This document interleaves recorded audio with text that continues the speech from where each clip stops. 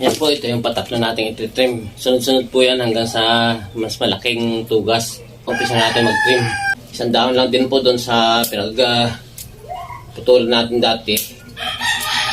May tumubo sa kanyang dalawa. Isang dahon lang ulit ang putol natin.